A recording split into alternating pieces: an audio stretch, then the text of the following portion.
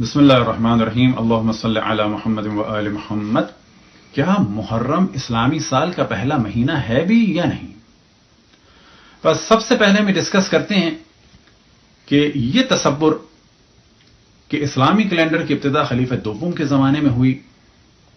یہ نظریہ سوائے توہین رسالت کے کچھ بھی نہیں، کیونکہ ایسا سوچنا اس بات کا نتیجہ ہے کہ یہ کوئی تصور کرے گا کہ رسول اللہ صلی اللہ علیہ وسلم کو اسلامی کیلنڈر کی کوئی بھی فکر نہیں تھی اور دنیا سے چلے گئے، جبکہ اس زمانے میں جاپان کا کیلنڈر، چائنا کا کیلنڈر، حتیٰ جنوبی امریکہ کا مایا کیلنڈر، انڈیا کا کیلنڈر اور خود سرزمین عرب میں عربوں کا کیلنڈر تھا،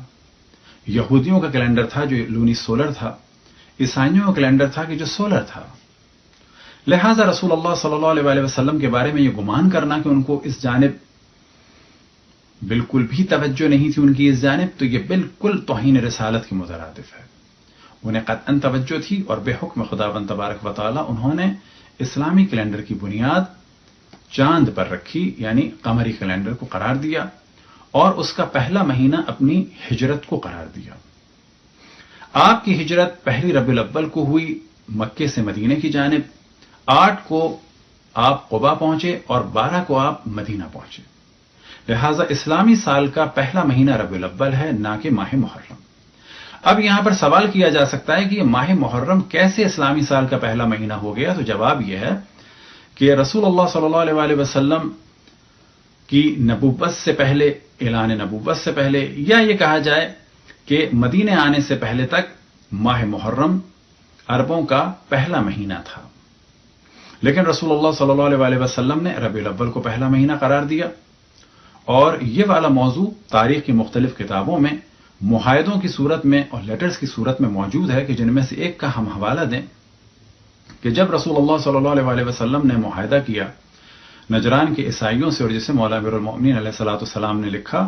تو اس میں جو تاریخ بیان ہوئی اس کی ابتدا ہجرت ہی سے تھی اور اسے بعد الہجرہ کہا گیا۔ شروع میں ہجرت کے بعد مہینوں کو بیان کیا جاتا تھا، پہلا مہینہ، دوسرا مہینہ، 10واں مہینہ، 15واں مہینہ، 20واں مہینہ، اور بعد میں سالوں کا حساب ہونے لگا۔ خلیفہ دوم نے اپنے دور میں نئے اسلامی کیلنڈر کا آغاز نہیں کیا، بلکہ رسول اللہ صلی اللہ علیہ وسلم نے جس مہینے کو پہلا مہینہ قرار دیا تھا، اس پہلے مہینے کو ہٹا کر زمانے جاہلیت میں جو پہلا عربوں کا مہینہ تھا محرم، اسے قرار دیا۔ یہ موضوع اگر ہم ڈسکس کریں تو ممکن ہے کہ فتنے کا سبب ہو، لیکن اس موضوع کو آپ جا کے سرچ کر سکتے ہیں اور سلفی اور وہابی اور دیوبندی حضرات سے سوال کر سکتے ہیں، اور ایک ان کے عالم نے تو کھل کے اس چیز کا اقرار کیا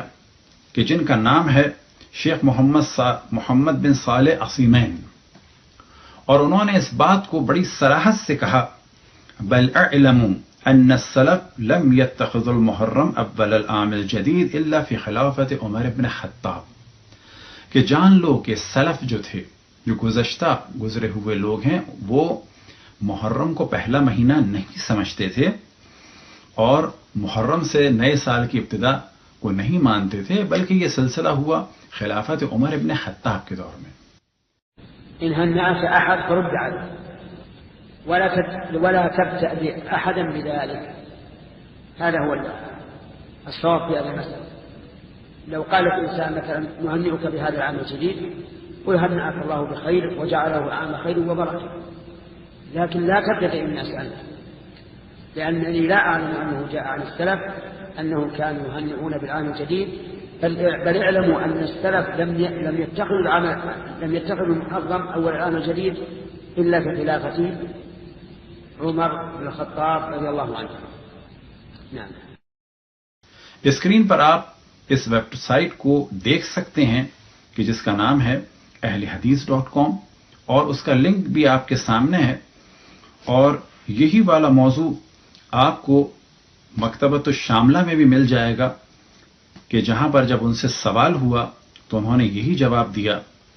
اور یہی والا موضوع آپ کو اسلام QA میں بھی مل جائے گا، اور یہ ساری وہ ویب سائٹ ہیں کہ جو سعودی عرب کی وہابی اور سلفی ویب سائٹ ہیں، اور آپ خود بھی جا کے پوچھ سکتے ہیں، سرچ بھی کر سکتے ہیں. آپ ہماری بات کا بے شک یقین نہ کریں اور سلفی اور وہابی اور دیوبندی علماء سے جا کے پوچھیں کہ کیا یہ موضوع صحیح ہے یا نہیں ہے.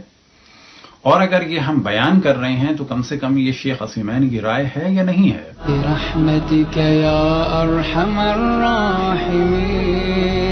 وصلی اللہ علی محمد